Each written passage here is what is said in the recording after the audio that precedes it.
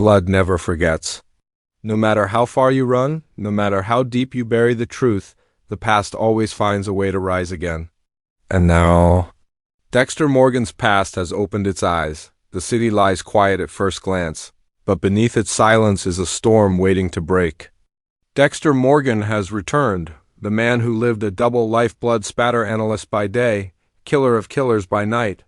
Years ago, he vanished into the shadows, leaving behind whispers of death and mystery. But now the shadows welcome him home.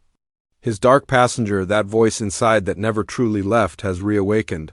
It demands order, it demands ritual. It demands blood, but this time the city holds something new. A predator unlike the others Dexter has faced. His name is Prater. Where Dexter moves like a surgeon, Prater moves like a wildfire. He does not hide, he does not calculate. He leaves chaos behind him like a signature. Where Dexter finds calm in silence, Prater finds joy in screams.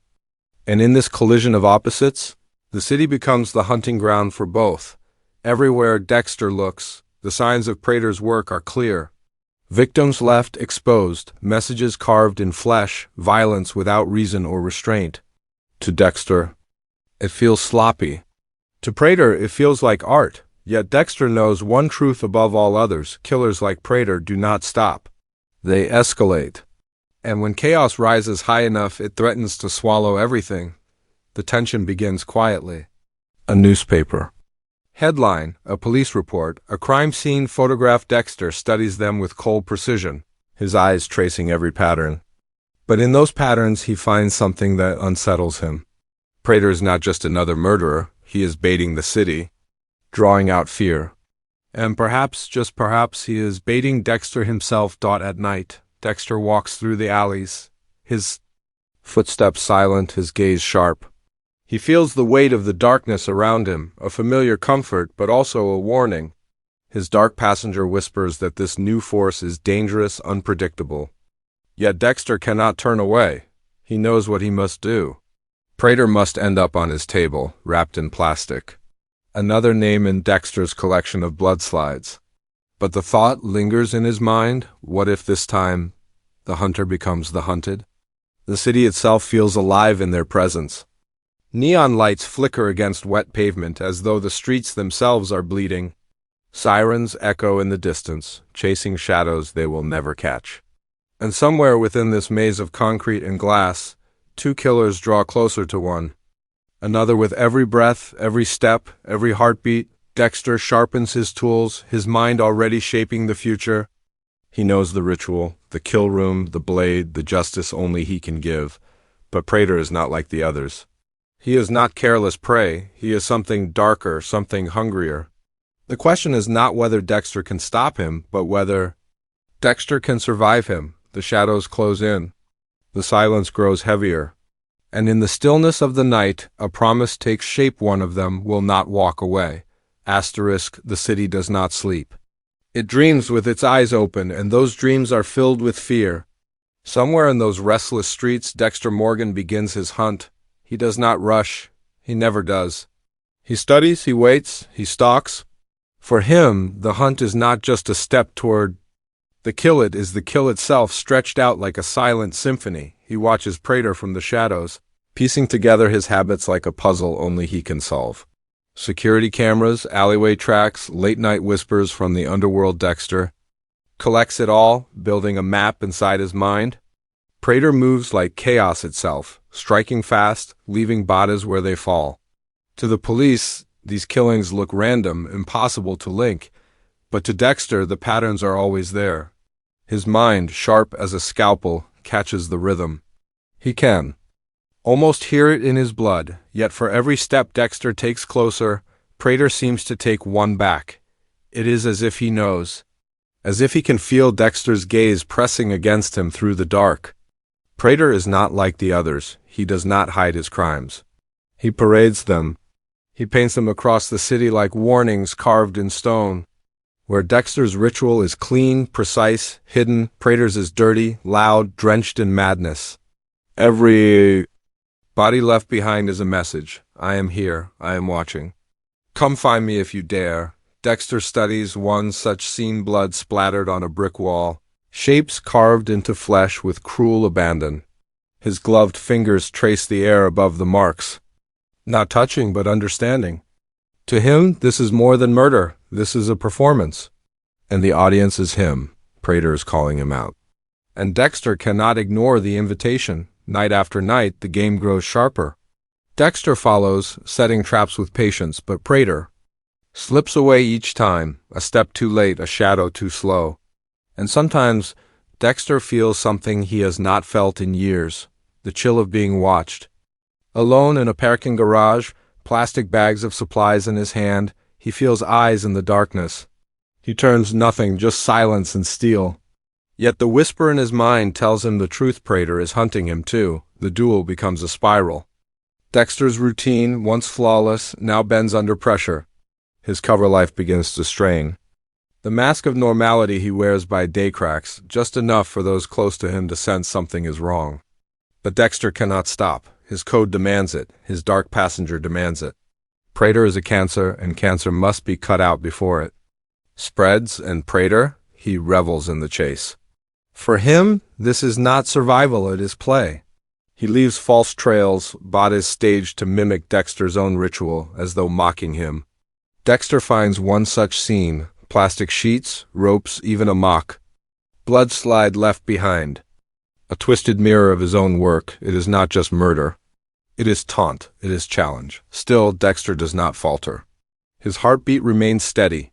His mind, though tested, is sharper than ever. He knows this game cannot last forever. Sooner or later, one of them will step into the other's trap. The streets grow colder, the air heavier, as if the city itself is holding its breath. The hunt has become personal now. No longer just predator and prey, but two hunters circling each other in perfect symmetry. Dexter with his silence. Prater with his noise, one with ritual, one with chaos. Two killers who see in the other not just an enemy, but a reflection. The game has begun. And games, no matter how deadly, always end. Plastic whispers in the dark.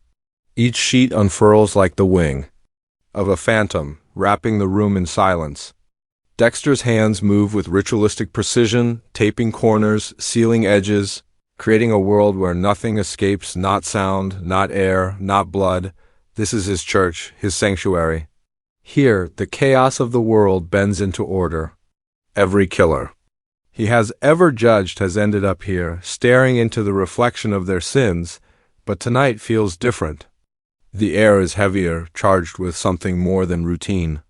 As Dexter smooths out the last strip of plastic, he knows this room is not just preparation, it is prophecy. For weeks he has stalked Prater, chasing his violence across the city, like a shadow chasing flame. But no matter how close he gets, Prater remains untouchable. The idea gnaws at him, digs into his calm like a crack in glass. Tonight, though, Dexter believes the tide will turn.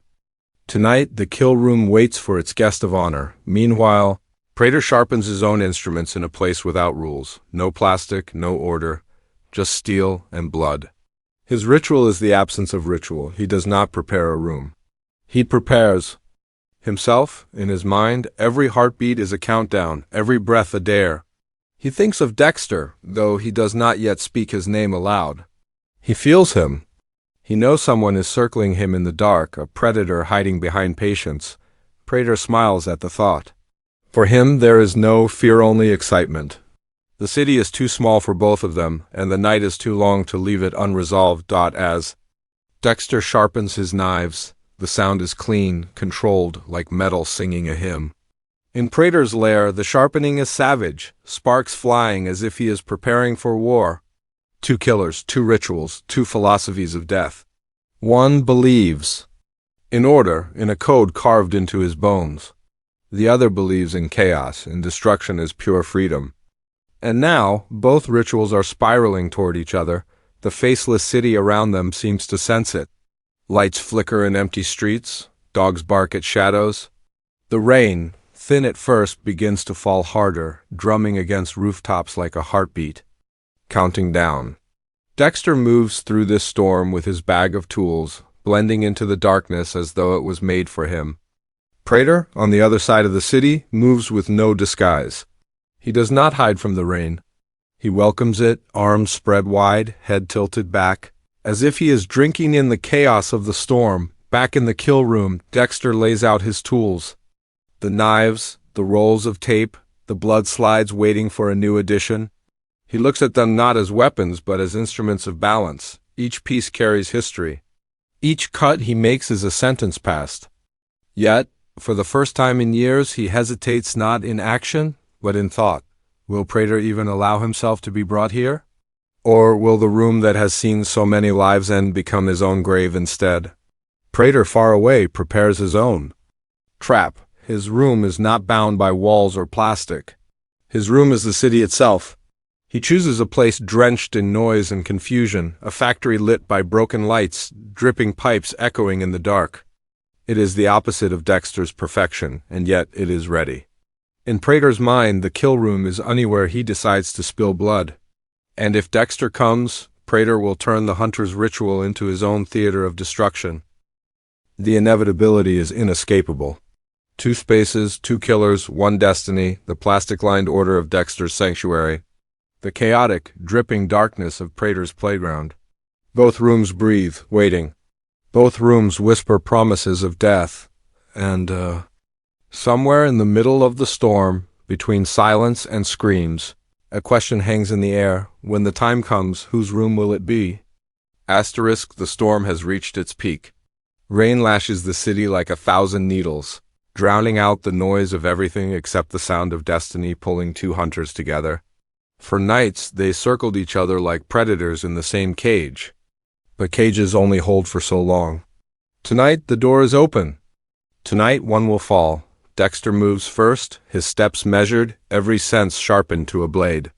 His tools weigh heavy in his bag, each piece of plastic and steel carrying a history of judgment. His mind is calm, but beneath that calmness lies something he has not felt in years of flicker of doubt. Not fear, never fear, but the sense that this enemy is different. Prater is not prey, he is something closer, a reflection, a rival. The hunter-turned mirror, Prater waits in the ruins of an abandoned factory, its broken windows glowing faintly with the light of the city beyond. Pipes drip in the silence, chains sway overhead, and shadows stretch longer than they should. He paces like a Wolf, knife in hand, smile carved across his face. He knows Dexter is coming. He feels him in the air, a pulse under his skin. To Prater, this is not death, it is birth. He wants the clash, craves it.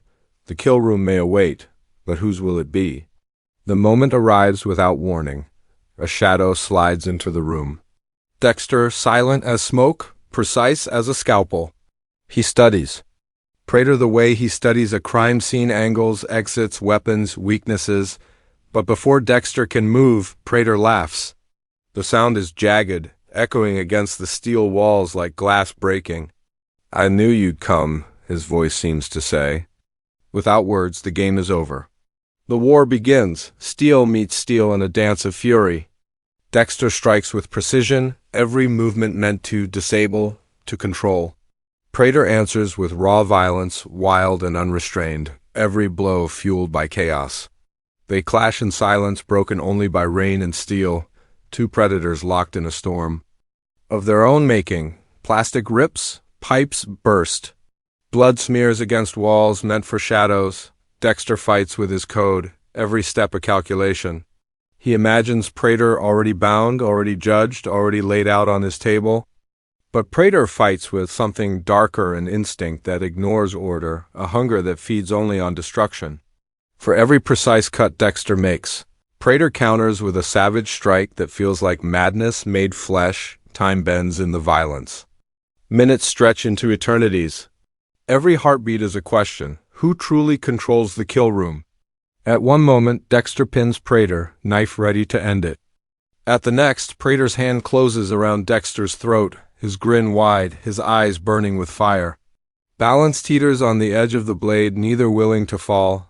And then silence. The clash halts, not by choice, but by fate. Both men stand, bloodied, breathing hard, eyes locked in a language older than words. They are not just enemies. They are creations of the same darkness, born from the same shadow. Dexter's code, Prater's chaos.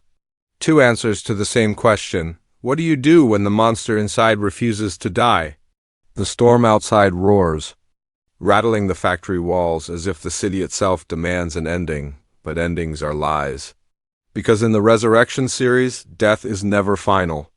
Whether it is Dexter standing over Prater or Prater grinning over Dexter's broken body, the truth remains the same. The darkness does not end here. It only changes shape. The kill room has spoken, not with answers, not with closure, but with a promise. This was not the end. This was only the beginning.